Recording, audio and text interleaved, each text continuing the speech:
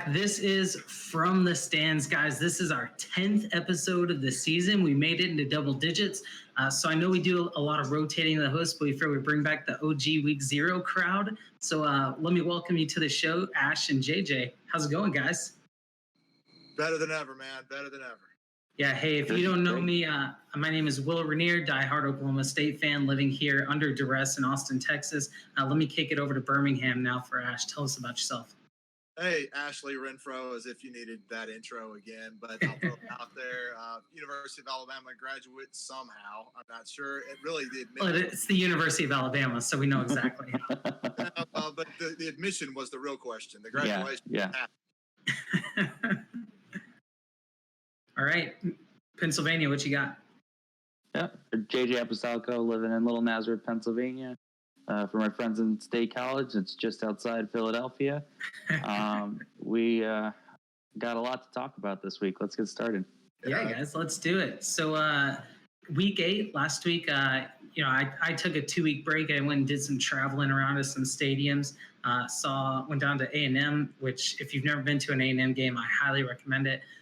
Last week, I was in Stillwater for homecoming for the Baylor game, and that's really my week 8 takeaway right there. Watching Spencer Sanders play has been really kind of disheartening for the Oklahoma State faithful. Spencer leads the nation in turnovers for a quarterback, and it feels like he had a great game at Oregon State to start off the season, and everyone got their hopes up. Played well enough against Texas, didn't win, but everyone kind of felt like this was something special, and I feel like he's regressing. So, I guess, like I keep saying every time I'm on, just spin the wheel in the Big 12. And this week, we're down there at 6 or 7. So I don't know. What about you guys? What are your takeaways from last week? JJ, be my guest. So my top takeaway is we did have some chaos last week with the Wisconsin loss to Illinois, but all in all, chaos has been fairly limited this year. We had the Wisconsin and Georgia loss, but we still have 8 beaten Power 5 teams, which hasn't happened in the past 3 years. We only had 3 unbeaten teams after Week 8 last year, which would be the 3 that ended up going to the playoff unbeaten in Alabama, Clemson, and Notre Dame. In 2017, there were only 6, and 2 of those teams ended up losing in Week 9, including my Penn State Nittany Lions. But so typically there's only 1 or 2 teams that end up undefeated going to the playoffs, last year being an exception. So there's still a lot of chaos to happen up in that top 6 to 7 range. So I'll be excited to see when that starts to happen. And typically it starts to happen, around Halloween as things start to get a little spooky. Spooky.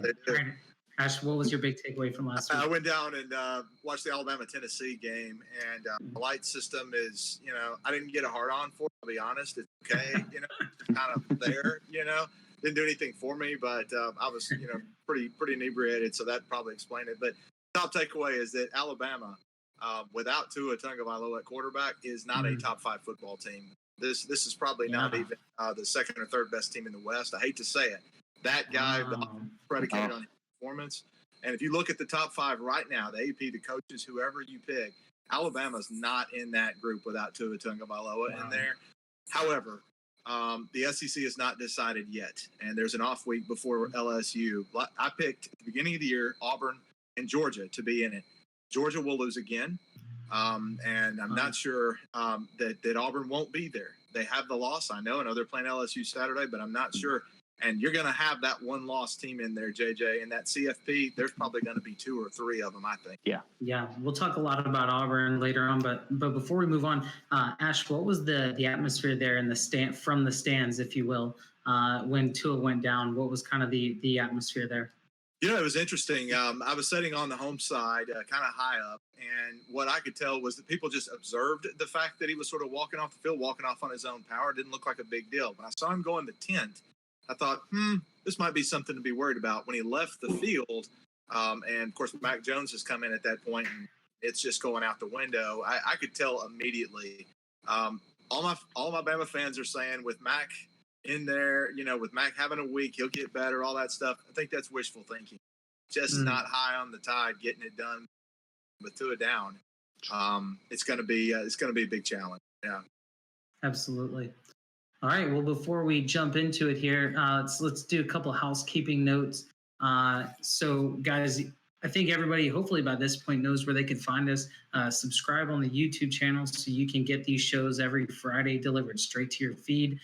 Follow us on Twitter. That's where you'll see the most activity on Saturdays, especially. And guys, big news this week: the website is fully functional, fully operational. So expect some original content coming up on there soon. Especially from guys like us, just as we make our observations throughout the week. So look forward to a lot more original contents there on fromthestands.us, and that's right there on the screen. So let's get into it, guys. Noon shots and chasers. All right. Starting up, we got probably it's the big noon kickoff, as Fox has really started to Such a stupid idea. rebrand that time slot, much to the dismay of the Oklahoma and the Big Ten fans, who seem to hate these noon kickoffs. I don't mind a noon kickoff, But they've got Urban Meyer. They've got Urban. I mean, Yeah, it's true. They do have Urban Meyer. I will say that the Fox halftime shows are significantly better than the ESPN halftime shows with Urban and Reggie in there. I think these guys are really smart. So Wisconsin at Ohio State, it's the Big Ten game of the week. Not a divisional game, but I think this game is going to tell us a lot about what we can expect to see from the Big Ten moving forward. As you mentioned earlier, Wisconsin's, we saw their warts last weekend. But JJ, tell me, what are you looking for in this game? So I think there's two things that I'm going to try to break down here. And one is Wisconsin did lose that game to Illinois, but it was more fluky than it may seem on the surface. I know the game was close the majority of the game, but you really start to break it down. Wisconsin definitely didn't play their best game. They had a problem with turnovers, which they never do. They lost the turnover battle 3-1. They actually converted over 50% of their third downs to Illinois' 20%. So large margin. They outgained them by a large margin. Yeah, so that's tough. So and Wisconsin dominated the time of possession, 2-1, 40 minutes to 19 minutes. 40 point is like 40 minutes and 10 seconds to 19 minutes and 50 seconds. And yet Illinois, they made the plays when they needed to. Yep. And they put the blueprint out on how to beat Wisconsin. So even though Wisconsin, it seemed like they were doing everything they wanted to do. They dominated the time of possession. They were converting their third downs. Everything seemed to be going right, but they forced Jack Cohn to throw the ball more times than they put the ball in Jonathan Taylor's hands. That's true. And that is the blueprint to beat Wisconsin. They put guys in the box, and they forced Wisconsin to throw the football. Even though Cohn had good statistical numbers, 75% completion percentage, 1-to-1 TD interception, that interception happened on 3rd and 5 when they should have handed the ball to Jonathan Taylor, and that interception sets up the game-winning field goal. That's the blueprint that Ohio State will use with their defensive line. That's why they win, and I think they win kind of handily. Yeah, Wisconsin really did do all of the things that you want a team to do and expect a team to do to win a game. They spread the ball around. They had 7 guys catching balls. They had, 6 or 7 guys touch the ball on rushing yards. But yeah, they just could not get it done when it matters most. And you turn the ball over right there at the end of the game, and they drive down and kick that field goal. And it just blows your mind that a team could do so many things well, and you do one thing wrong, and the other team can capitalize on it. Ash, what was your big takeaway, or what do you think for this Wisconsin Ohio State game? Yeah, just from watching it and everything before I got into the Alabama game, I was impressed by how Illinois didn't just lay down. They didn't play the chump role. No one knows much about them. I think most people know Lovie Smith's the coach, but aside from that, there's not a household name anywhere on that roster, top to bottom. Not since Juice Williams. Or unless you're a Michigan fan. And so Wisconsin comes in there. I'm guessing they're thinking ahead a little bit. That's the only thing I can think of. But what the coaches were thinking, the OC, the head, not giving it to Jonathan Taylor. You guys alluded to it. Yeah. He's your go-to man. Why change up your game plan? He had 28 touches. It's not like they didn't give it to him. But he had 28 carries. But that's what got me, was not at the times. I was screaming, where's Jonathan Taylor? Where's Jonathan? Yes, he's carried 28 times. That's well and above more than probably needs to be, but it's kind of average for him. But at the times that they needed him, they didn't go to him. They played panic. And I just thought Wisconsin was playing not to lose, and it's exactly what happened. at Illinois, which is embarrassing to say the least. And the problem is they played into Illinois' game plan. They didn't continue their own game plan. They let Illinois dictate how they were going to run their offense. Even though there were still a lot of Wisconsin elements there, time of possession being the big one, they still allowed them to. They played right into their hands, and it didn't work for Illinois early. Jack Cohn did slice them up a little bit, but when it mattered most, Jack Cohn is still not. He's not an NFL caliber quarterback by any means. No. You make him throw the ball 32 times, he's going to make a mistake at some point. It's a lot. On the other side of the ball this weekend, you've got Justin Fields, who is just destroying teams, 22 touchdowns to just one interception. He's almost got 1,500 yards on the season on just 116 completions. Ohio State is looking like serious contenders, not just in the Big Ten, but just for the college football playoff in general. Just looking at what they're doing to teams, they are blowing out the teams they need to blow out. And they look like a good team. Both sides of the ball. They're not just running and gunning and scoring 50 points and giving up 35. They're doing it complete, and they have a kicker and punter. So it's phenomenal. I mean, they really look to me like the 1A or 1B best team in the country. Sure. Absolutely. So really excited to look on to that. Moving on, got to give an honorable mention shout out if you're really a glutton for punishment and you just really want to get some college football action on this noon slot. I got to mention Liberty Rutgers. This is going to be an ugly game, but Fighting Falwells. I mean, I will say you know, in all fairness, Liberty is 5-2. Like, they are winning the games. It's not a good schedule. I'm not going to give them any credit. Because nobody wants to schedule Liberty. Nobody wants to let them make more money. And something else, you know. But this is a 5-2 football team, and you know, what would it mean? Do you guys think for Rutgers to get that win there? I mean, it's got to be still, you know, win's a win to some extent, right? Yeah, I think probably will take it, you know, but it won't be pretty. And with Hugh Freeze running the show a little bit, that's the difference for Liberty, and it's probably the difference in how this game turns out. Yeah. Well, all right. The funny thing is that Liberty is favored by more than a touchdown in this game at Rutgers. So dragging the bottom. That's how you know it's bad. It's really, really bad. Dragging the bottom. But don't worry, Rutgers. Greg Schiano's on his way. He'll be there to fix all the problems that you guys have. If Rutgers didn't offer Greg Schiano that job back, you have to question whether or not they really care about their football program. My money is on Joe Moorhead out of Mississippi State. Actually, it looks to me like they probably be interesting. Bowl game. I think they might wind up about 5-7, miss the bowl game. I don't think State runs him off.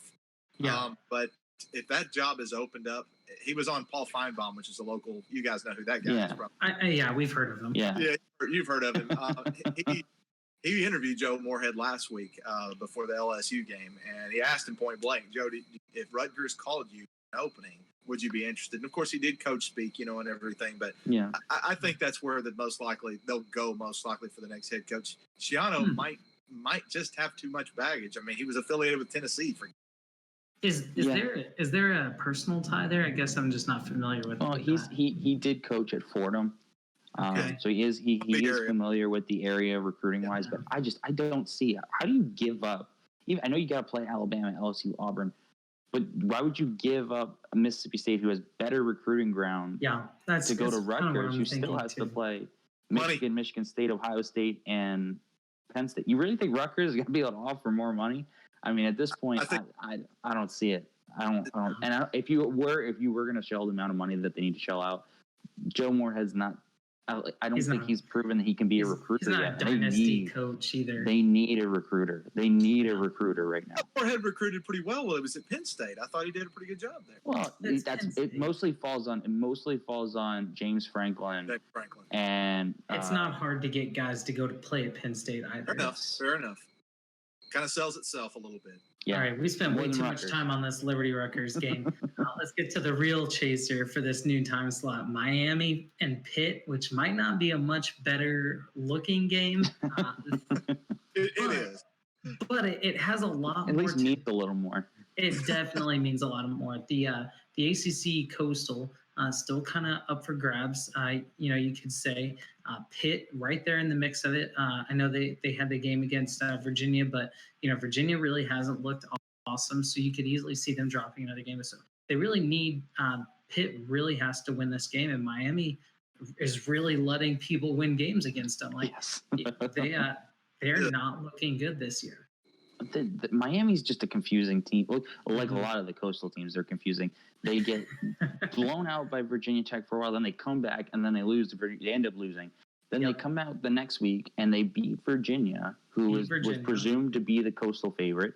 And then they come out the next week and they lose to Georgia Tech. Yeah. They're just that's dysfunctional. They could easily win over Florida on their resume right now. Oh yeah, how close that. Yeah. Here's what I'll say about Miami. You look at their games, though. 7 points loss against Georgia Tech, 7-point loss against Virginia Tech, 3 points at UNC, and 4 points at Florida. I mean, they've been right there in all of these games. So you just a couple ball bounces one way or the other. This could easily be a 6-1 team or a 5-2 team. They have been really streaky. They haven't looked great, especially on offense. I think they are on the season converting 29% of their third downs. That's yikes. So yeah, exactly. They may not. Yeah. That may not be enough. Pitt's interesting too. I mean, you're talking about streaky and everything. I was trying to pull up their schedule through the year so far and how they've done. And from my following Pitt a little bit this year, they have been just kind of the anti Miami. If I could, everything that Miami probably would have won, Pitt wound up losing. Everything Pitt would have, Miami would have lost. Pitt the other way. Yeah. So I think that the big game, the big deal in this game against Miami Pitt is home field advantage here, if nothing else. Yeah, I think so too. We may not have a lot of other things to go off of, especially for Pitt, but they gave Penn State hell in the matchup that they had there, so they've shown they can play with a physical, fast football team. Penn State, of course, did win that. So they can play with the athletes Miami has, I think. Yeah. But will they just have that off week? It's just really hard to tell. And home field, to me, makes the difference here. I think one thing that Pitt does have in their back pocket is they have at least a top 15 defensive line.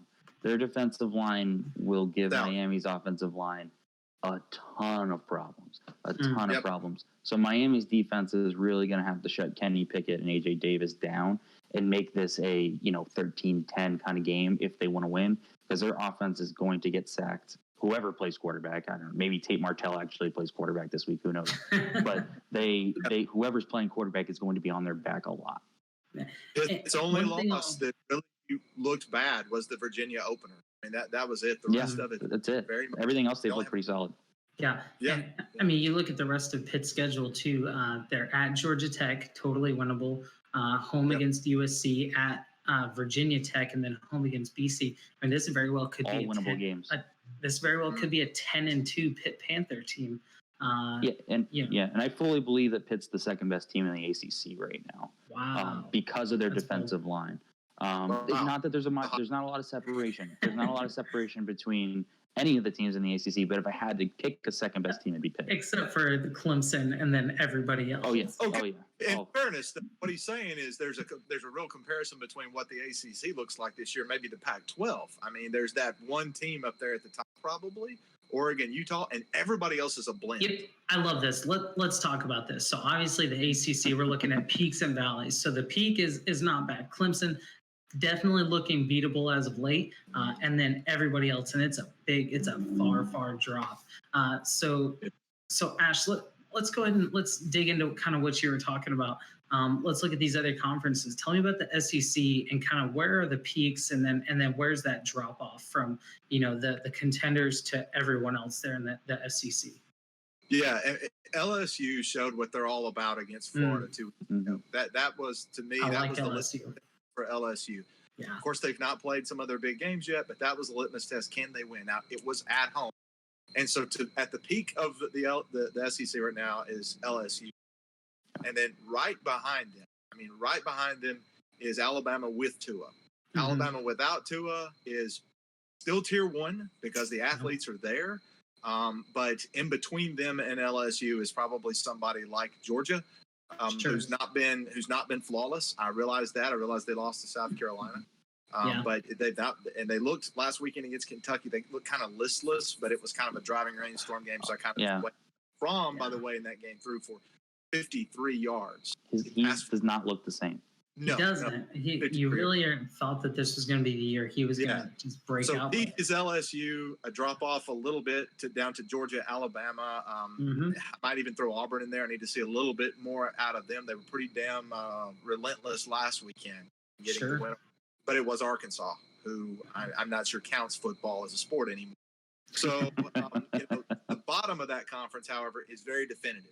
Forget what you know about Vanderbilt beating Missouri, okay? Missouri belonged down there with Vanderbilt and Kentucky. I know they got those wins, but they lost to Wyoming to open the season. Yeah. So peak is LSU. Winless. Both of Missouri's losses came on the road, by the way. Inexcusable. And also in that bottom category, since I'm just dwelling on it a little bit, is Arkansas. Lost to San Jose State. They are 2-5 right now. They were railroaded by Auburn last weekend. They've been curb stomped by everybody else they've played. Tennessee, I know as much hell as Reddit gave Tennessee back in the middle of it, since we're ranking a peak to valley, Tennessee's sitting on a cliff kind of in the middle of the conference. And I'll leave it at that.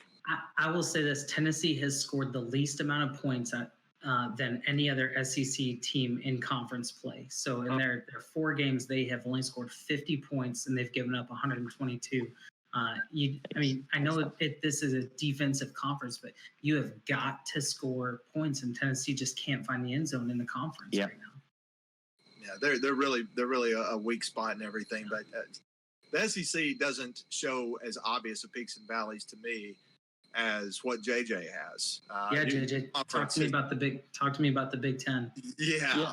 So I have 5 distinct tiers, and they're clear. So you got clear drop offs at each tier. JJ did his homework. He was ready. Yes. Ohio State's the top. Like there's nobody in. It's not like a 1A 1B situation. Ohio State's by themselves. They have not allowed more than 10 points since the FAU game, which was basically a preseason game. Their defense looks better than it ever has, and I don't see they're really, really good. They're scary. They're very scary. I don't see anyone really touching them in the Big Ten. Unfortunately for us, with the exception of one, right? I don't think so. I really don't. I think we are in tier 2. I think we proved that the last 2 weeks. We're in tier 2 with Wisconsin. We're right there neck and neck with them. And then I think it drops. And then even after the loss, because like I said, they're still. It was a bit of a fluky loss, even if their coaching staff didn't quite have them where they needed to be. Yeah. Tier 3, I have Michigan, Minnesota, Iowa, and Michigan State. I think all 3 of those teams they will beat everybody below them, but they will struggle against the 3 teams above them. Okay. And they will battle each other. That's good stuff. And then tier 4 is everybody besides Rutgers, and then tier 5 is Rutgers. Everybody below Michigan State, like that's halfway point. That's 7 teams.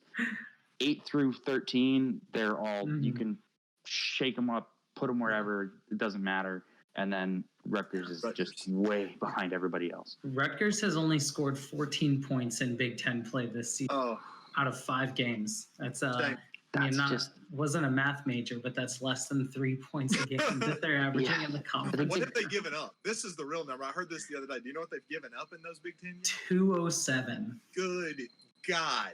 207 to 14 in 5 games. And Joe Moorhead wants to go there? Give me a break, man. Ash wants Joe Moorhead to go there. Nobody. That's for that job. He's got to turn around the Scarlet Knights. That's right. Oh man, I don't think anybody can at this point. No one can turn it around. All right, you guys better brace yourselves for this. The conference I want to talk about. Surprise, surprise! Not the Big 12, but the Pac-12.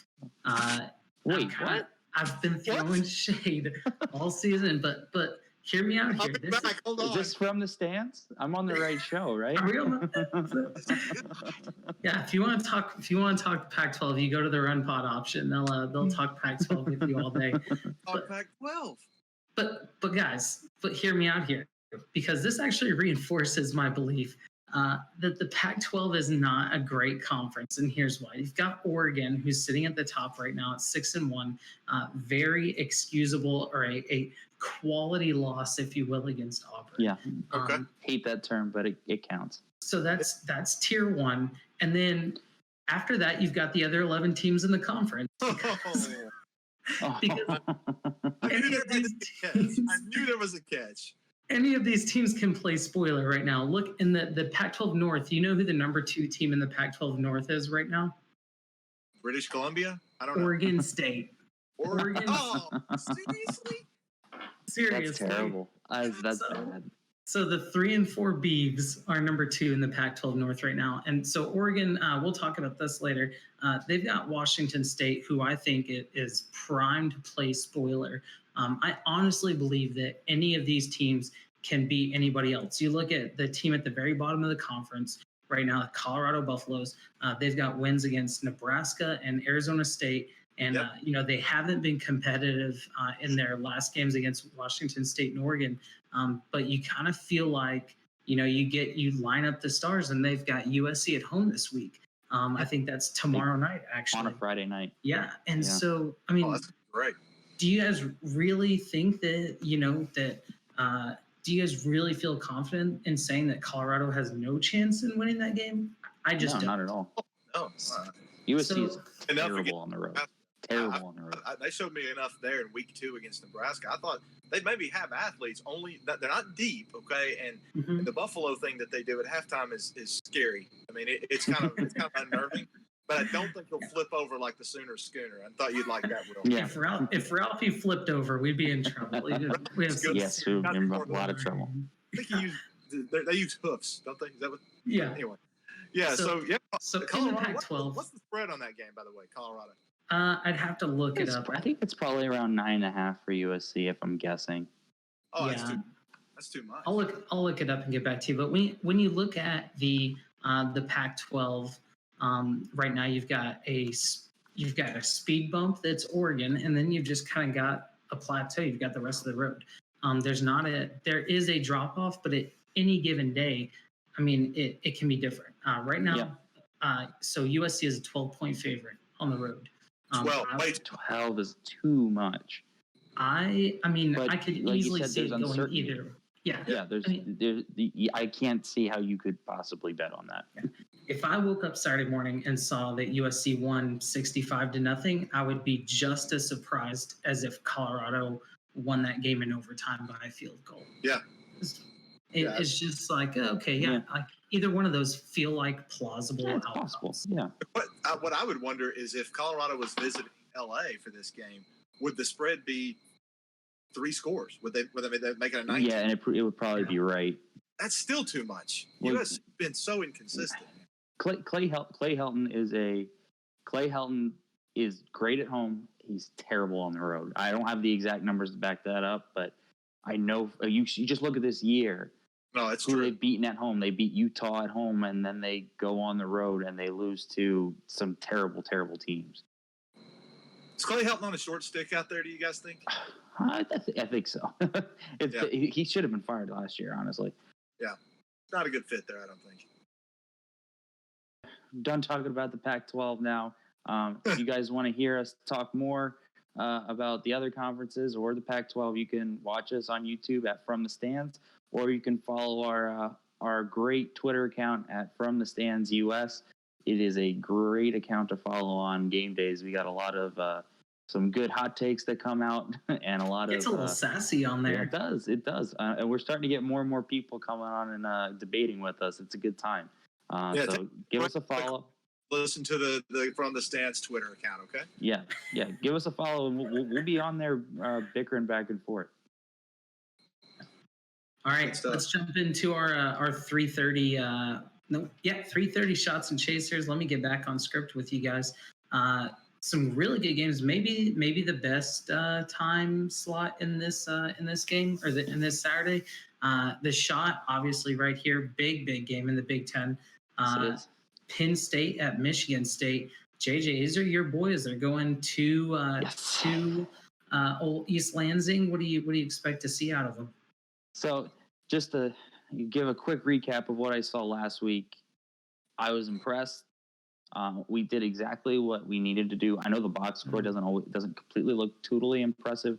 Michigan did outgain us. A lot of that was garbage yards trying to catch up, and part of it was also we did exactly what you're supposed to do against a Don Brown defense, which is take advantage of man-to-man coverage, which is what we did with KJ Hamler on several occasions. Yeah. They will put their guys up in the box. They will, force you to beat them deep, and we did that, and we did it enough times to win the game. It wasn't pretty in the second half, but we exploited Don Brown's weakness, and that's why we got the win. It wasn't as much as I expected, but it's still a win. It's still a very good win. This week, I feel much less confident. This was the 3-game stretch of the season. Yes, this is the 3-game. This was the 3-game stretch of the season that we had to get through to prove if we went 2-1, which we are guaranteed to at least do that. I said we will probably go 10-2. Sure. And I still worry about this Michigan State game because Mark D'Antonio has James Franklin's number. He just does. At a minimum, there's no rain in the forecast in East Lansing this week, so there's no rain voodoo there for Mark D'Antonio, which helps us a lot. Michigan State will win this game if they hold us to under 17 points, which is possible. Their defense is that good. Okay. But I still think we win. It worries me whenever we play Michigan State. They've just got I don't know if it's the land grant trophy, that abomination, that beautiful abomination that just gets in the way. But we've had more talent the last few years, but it hasn't meant much. So it's a matter of taking advantage of Michigan State having another down year and actually winning one in East Lansing for once, which we have not done in a very long time. Yeah. So my concern with Penn State is actually in your ground game. So Noah Cain, he is averaging over 5 yards a carry, which is totally respectable. But he should be getting the ball a lot more. He's only got 62 attempts on the season, and so you're looking at less than 10. What is that? Like 8 attempts per game. So you kind of wonder. Yeah, I mean, you kind of wonder what is in the game plan there. I know you guys have had 4 running backs with over 30 yards or attempts this season, and then Sean Clifford can take off on you, and he's he's got solid numbers for a quarterback, almost 4 yards per carry. And so I'm not sure if that stat. Yeah, I was going to say I'm not sure if that stat includes the sacks or not.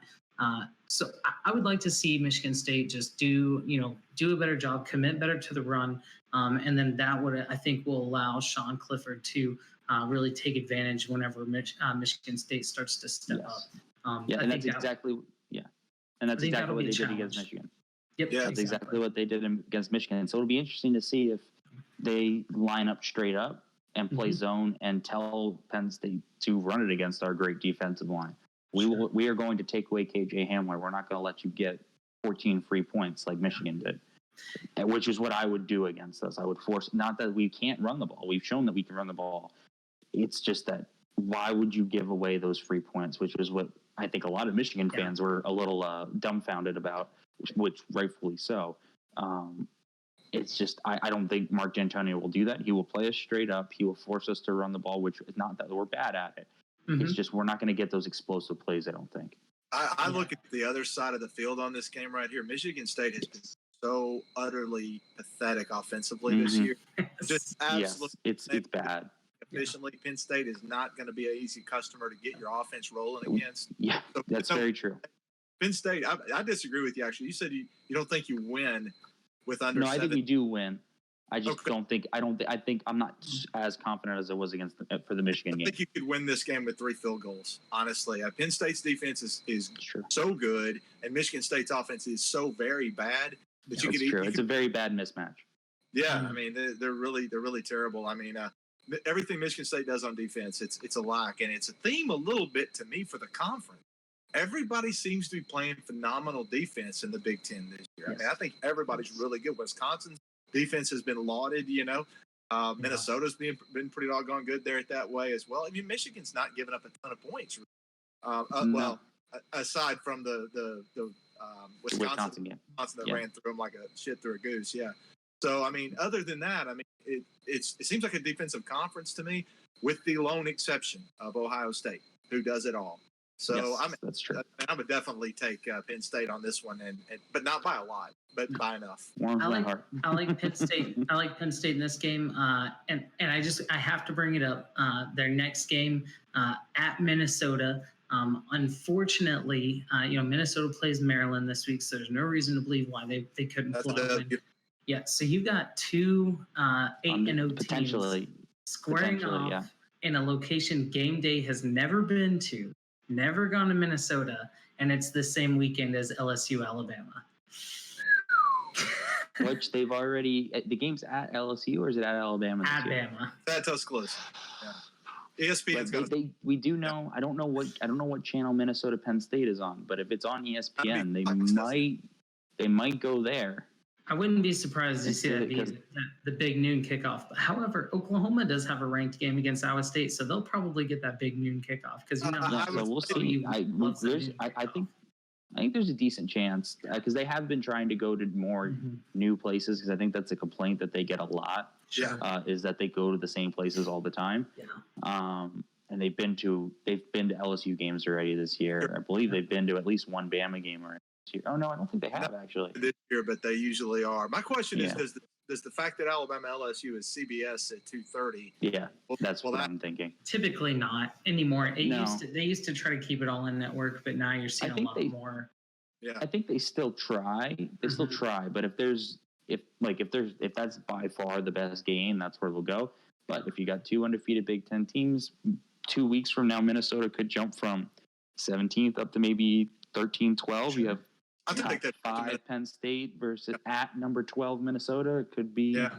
And you get to go to Minneapolis for the first time ever. Yep. Absolutely. I mean, there's definitely absolutely something to that.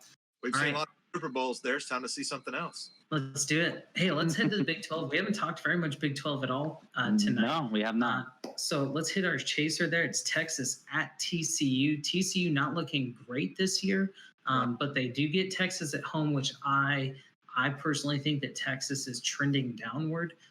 You saw Kansas took them to the wire last week, and they should have won that game too. We were so close to the memes just washing over our bodies once again. The meme. Hey, I mean, he started it. I mean, he was eating grass when you guys were in high school. Right? So, I mean, when you talk about your memes, Kansas, this would have been that whole Reddit meme about it. May I remind you that 10 years ago Kansas beat Texas or whatever. It wasn't even that long ago. It wasn't. It was like 4 years ago. It's not been that long, but I don't know. Anyway, the point is Texas TCU. I mean, like you're alluding to, TCU is in a place right now where they're 500, and this is to me a disappointment for a Gary Patterson-led team. We're just not used to seeing it.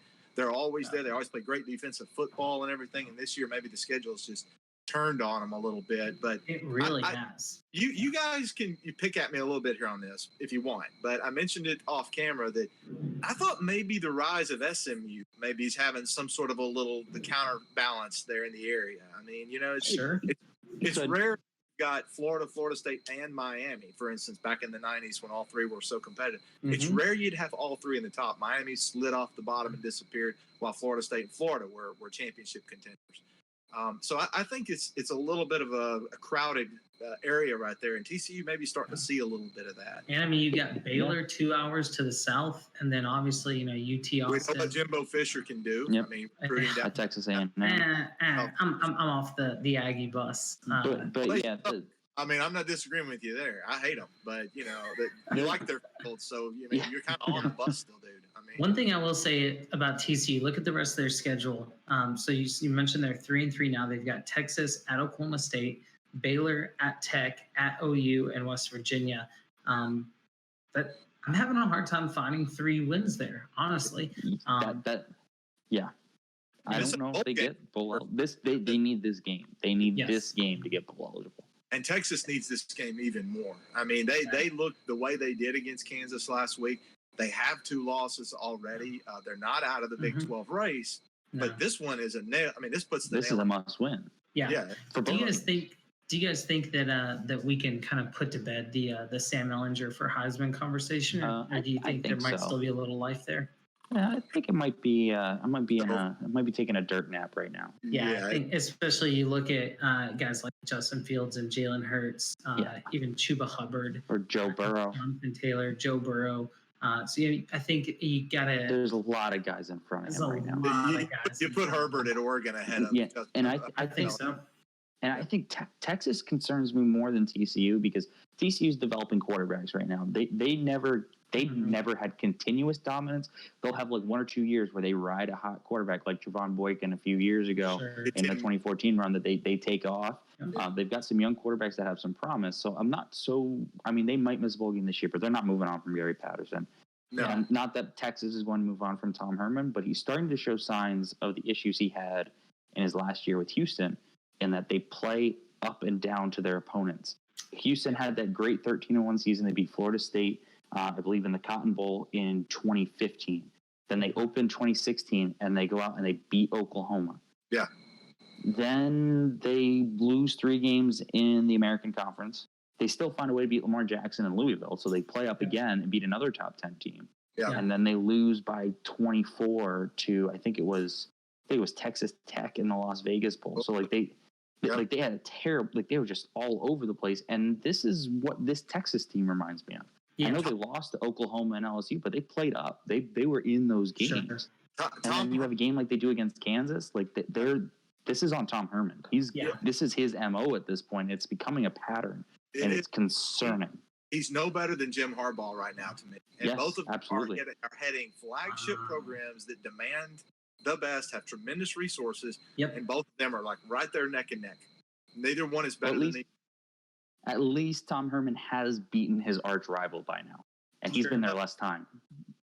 I would almost chalk that up to the way that Texas beat Kansas last week, with beating Oklahoma last year. Oklahoma played down a bit, but that shouldn't happen. I mean, you saw it in the Big 12 title game. Trust me, when you have a bad record against a rival, take wins any way you can get them, and that comes from an Oklahoma State fan who's won like 2 Bedlams in the last 10 years. It's a tough rivalry. It always is. And Texas has took rivalry games ahead of them this year. I mean, they've still got some important games, so they've got to beat TCU, or it's going to be real ugly down there. But I think his coaching style is why this line is basically a pick 'em right now. I think Texas is like a 1-point favorite on the road, and you would think, looking at it, they should be touchdown plus. But this is one of those lines where Vegas knows something, and I think it's Texas, they play up or down to their competition consistently.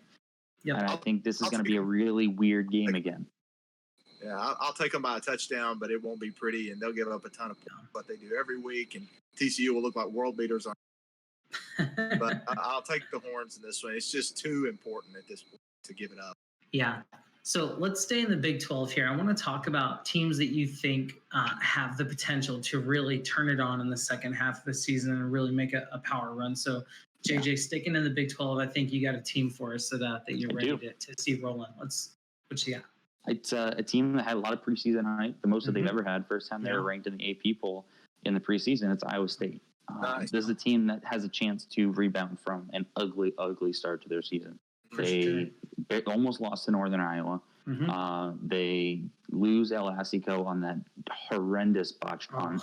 And then they lose to Baylor on the road, where they were getting dominated before. They made a comeback late in the game, only to end up losing. But since then, their offense has turned it around. Brock Purdy has played very well.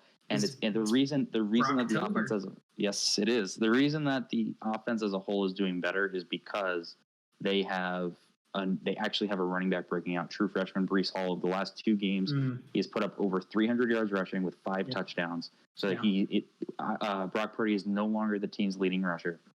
Breece Hall has taken over that responsibility, and it has opened up a lot of things for him. And that defense is still very, very good. So they've still got Texas. They've still got Oklahoma State this week. They've still got Oklahoma. They can make a lot of noise, and they're not out of the second spot for the Big 12. Yeah, absolutely. No, I think they definitely have the potential to make a run. Still it is a relatively difficult schedule, and kind of like we've said before, you really spin the wheel every week on the Big 12. Yeah. That's not bad. Ash, what are you thinking? Who's your team to make a run here at the end of it? Yeah, I mean, and the commonality between the two teams, between Iowa State and Auburn, is who I'm selecting is Gene Chizik, who does a great job on ESPN. I think he's a great football guy, but they ran him out of Auburn a few years ago. But to get the guy they've got now, who has done one big thing, I think, that has this team right now at 6-1, and that is realizing that you've got a freshman quarterback that is very talented and will be good in the future, but has limitations right now and a very fast, very athletic conference. They're relying on Bo Nix a little bit less, and I could see it last week in a rout of a bad Arkansas team where they said, you know what, our number one running back, Bobby Whitlow, is out right now. He's our number one guy. He's one of the leading rushers in the conference, if not I think he had a little less than DeAndre Swift at Georgia, but even though he was out, they leaned on the backs a little bit more. They changed the passing game up a little bit, and it just resulted in Auburn looking really sharp last weekend. At no point was that game in doubt. So the key thing is this weekend, how Auburn does against LSU. Most of the world, and I'm hoping LSU is believing that they've got this one, and we're just waiting for the Alabama game. Yeah. So I think Auburn can sneak up on them. It's at Baton Rouge. The weather's supposed to be very kind of nasty and everything. Yeah. Well, Joe Burrow's game bodes well. It does. And this game at Baton Rouge, if it goes well for Auburn and they somehow get a monumental win, they got Alabama and Georgia at home. At home. Yes. Yeah. That gets them. That's huge. That gets them to Atlanta, like I called for at the beginning of the year. I don't want to see it. Okay, I'm going to choke on my own vomit if that happens. Okay, but they still have the tools. The offensive line is all world. The defense very good this year as expected. Yeah. And it's an odd year. So let's say they do beat LSU, and then they lose to Alabama. Let's say LSU beats Alabama. So now you've got that kind of three-way tie in the West. Yeah. Don't forget, Auburn still has that loss to Florida, which is going to cut, which can definitely come back to bite them. They do. As the tiebreaker. They have to win out. Yeah, absolutely. And I just don't. I think it's going to be difficult for any team to be undefeated in that conference, or especially in that division. And when I they just also don't have know, to play each other, Yeah, and I don't know that I've seen enough from Bo Nix specifically, and the rest of that team to kind of put as much faith in it as you are. But we'll see. You never. I love a little chaos in November. I think there's a very good chance that between Alabama, LSU, and Auburn, you see a three-way split. They all go 1-1 somehow between the three of them. And the key ways that I've got to Auburn being kind of my watch them for the rest of the year thing. Not only do they have Alabama and Georgia at home, but Georgia's shown already to be a very beatable football team. Yes, they are. So that's at Jordan-Hare. It's a little bit haunted and spooky down there. They may have an Alabama team that is without Tua Tagovailoa or is on a bad wheel at that point.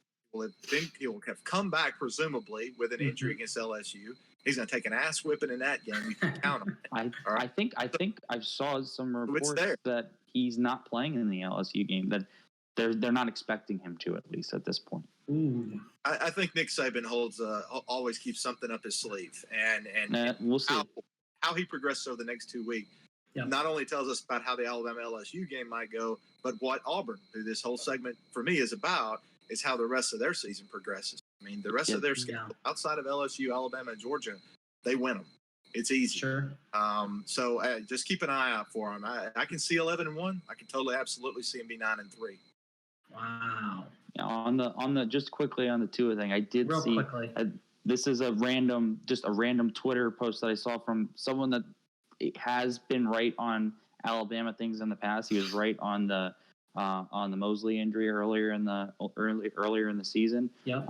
They said that they've already had a closed door meeting about him not playing in the LSU game. Interesting. Yeah, I did not read that. What I read was that Saban's comment was to someone else, and from Cecil Hurd, who's with Tuscaloosa News, that the injury wasn't as severe as last year's. So we'll see. It's still up in the air for sure. Yeah. He definitely won't be 100%. No. Yeah, so I mean I think the way Tua goes, Alabama's season goes. One school that is already kind of is out of it. I think is our 7:30 shot. That's Notre Dame and Michigan. I think Michigan picks up their third loss in this game.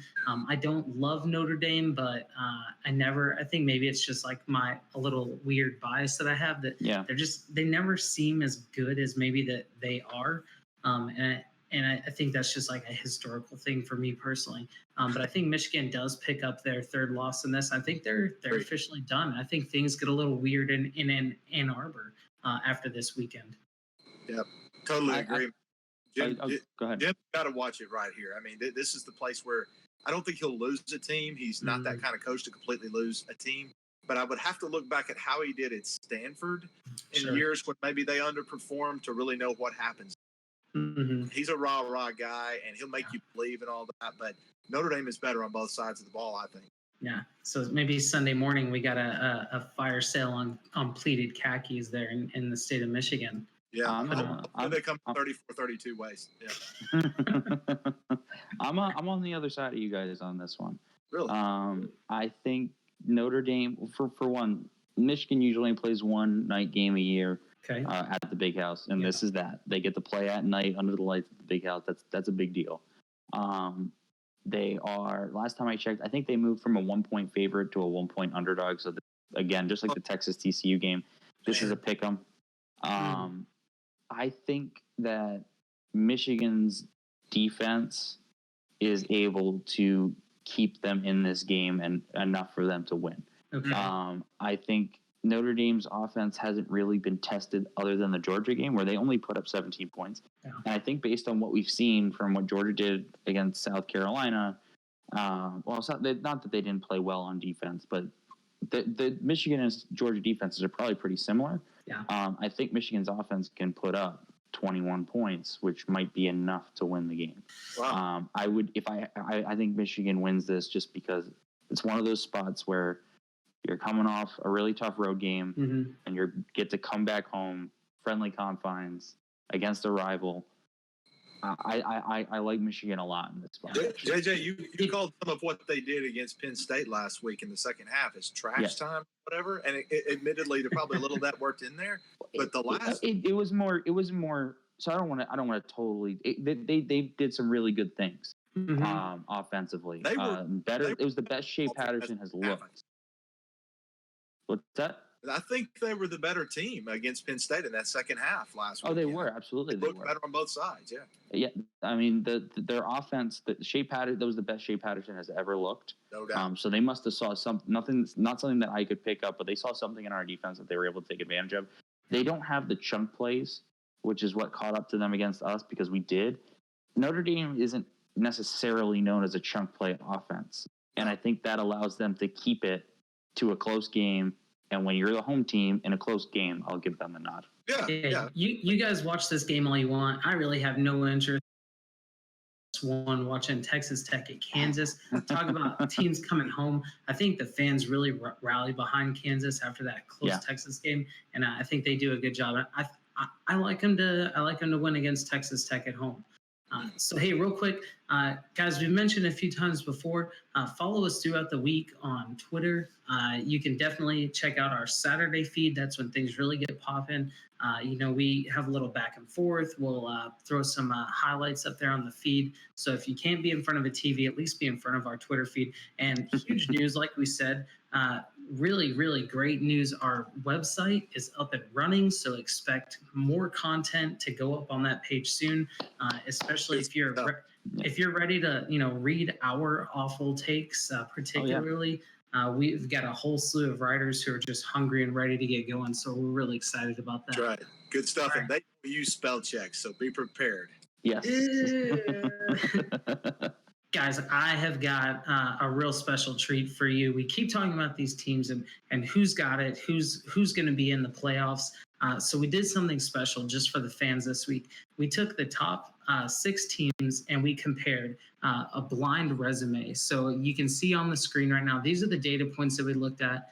Strength of record, not included, but we've got points for, points against, records, all kinds of stuff here you can see right there on the screen.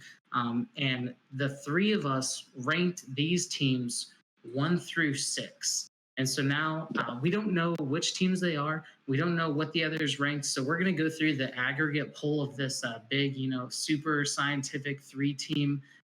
And we got some help from some of the other contributors that you guys haven't met from the stands who help us out on the Discord every week. So this is the From the Stands blind ranking inaugural poll. We're going to do who this is right now. So let's look and see who we have here on the data sheet. Right there on the left, these are the teams. We had no idea who these were, but let's look and see how they ranked. So our number 1 team that we picked as a collective is... Stats alone. Boom, Ohio State. I could see that. We mentioned it earlier. Looking at the stats, they're defensively have been great. They're turning the ball over in the good way. Defense is getting turnovers. They're scoring points. Justin Fields looks awesome. All right, so now let's move over to number 2 and see who we have as our second best team. Oklahoma, the Boomer Sooner. So That's interesting. That's a bit of a surprise. Impressive wins. This is a team that going into the Texas game, the question was they haven't really played anybody. I was one of the people who said they put their foot on the gas and never let up, and that was obvious in the Texas game. So I think this is a good spot for them right now, just on the blind stats alone. Let's go down to number 6. Let's see who is completely out of it for our stats on the blind score. Clemson. Are you guys really surprised by this? No, not really. No. What happened in that North Carolina game, especially, just I think really soured everyone's opinion on Clemson. So, according to our blind stats, they are the number 6 team. Let's go over to number 3. We'll bounce around a little bit. And number 3, playing Ohio State, is Alabama. So, good spot. That's probably where they should be. Yeah, I agree.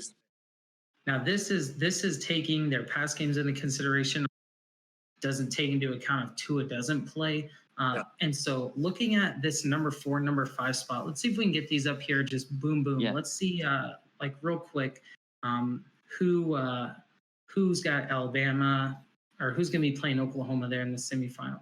Penn State at number 4, which can only mean that number 5 is LSU, which is shocking to me because I think LSU has got the best strength of record right now. Looking at that margin, yeah, it could be part of it.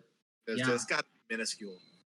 Yeah. So Ash, you actually your vote that came in late, you caused Bama to go from 4 to 3. So it could have been Bama OU in the semifinals, which I think is something that every Bama fan might be looking forward to.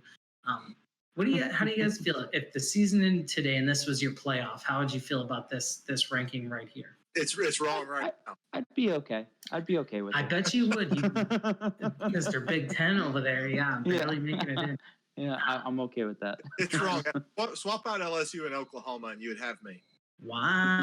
So you would be fine with 2 Big Ten teams in right now and OU out of it. Yeah, I mean, I just don't think that Oklahoma's resume so far stands up either against LSU or Ohio State. I'll give you LSU. Yeah, they're not as good. Yeah. And Alabama's resume is right on par, probably, with what they've done. Now, again, this is as of today, so all they've done so far. And LSU should definitely be higher than where they are right now, without a question. Clemson is about where I figure they.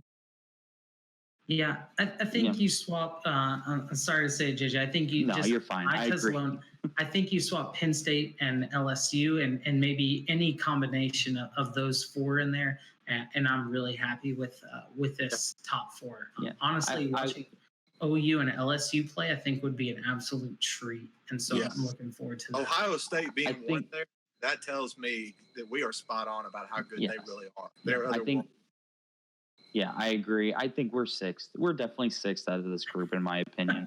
And I think if the season ended today, I would take out Oklahoma and put Clemson in, and I would put LSU in over us. Wow. I would put Clemson at 4, just to be clear. I would probably put LSU 2, Oklahoma at 4. But let me ask you this. Yes.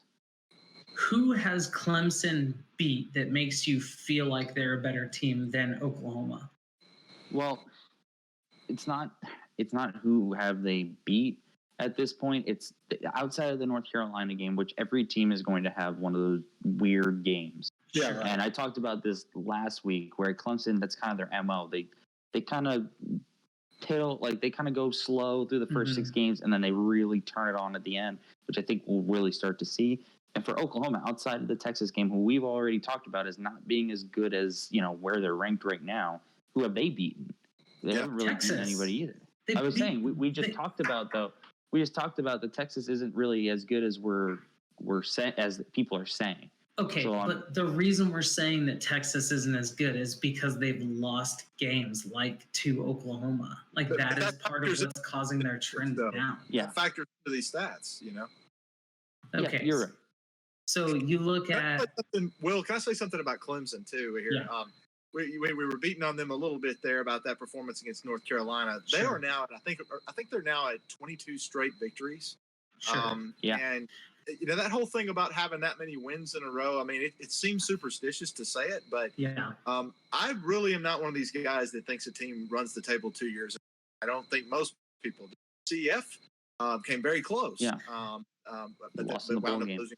Clemson is in a bubble right now. Yeah. They're on a bubble. I see, the thing about that's great for the program, but I will never look at a team's previous season when I think about whether or not they deserve to be in the playoff. Fair enough. That's fair. But if they killed Florida State last weekend, killed them, but Florida State, And the only impressive win they have on their schedule right now is A&M, and that's because we thought A&M was going to be good, and they're not. So they haven't beaten a ranked team yet. They're 3-4.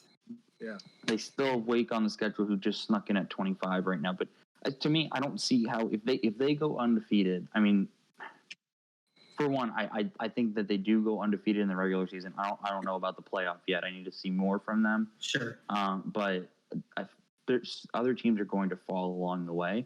Yeah. One of Alabama and LSU is going to lose. Obviously, they play each other. Yep. Mm-hmm. So at some point, Clemson will jump that team, and a one-loss non-SEC champion is not getting in over an undefeated Clemson. It's not happening. That will not happen. Okay, that's fair. So I think what we're saying then is we can't have a discussion of 6 teams and not include an undefeated ACC champion. I think that's fair. Especially a reigning defending national champion. Exactly. If they go undefeated, what have they done to not have a chance to defend their title? Technically, they deserve to probably still be number 1 if we're just going on that kind of thing. But you can go. There is that train of thought, right? They're still top dog until somebody beats them. As analysts, I mean that's really true. Look, I just called myself an analyst. I saw that. Yeah. It's a good day. I love that segment. I love that game. What do you guys say we play that out throughout this season? Maybe I think we should definitely work that back in. Yeah. To me, it parallels where the BCS used to come out about the time of the season. So let's roll it out and keep it going. Absolutely. Yeah, absolutely. All right. Hey, if you're looking to stay up late, I think you're in for a real treat. Our 10:30 shots and chasers, Utah State at Air Force. Side note here. Air Force, Army, and Navy, all favorites this weekend. So, USA. Absolutely. Looking for a Toby Keith song kicking up for you, Will. Is there a Toby Keith song somewhere? No, it's a Garth Brooks song. Toby Keith is an OU fan. Oh, okay. Well, he's a bastard. We all know that anyway.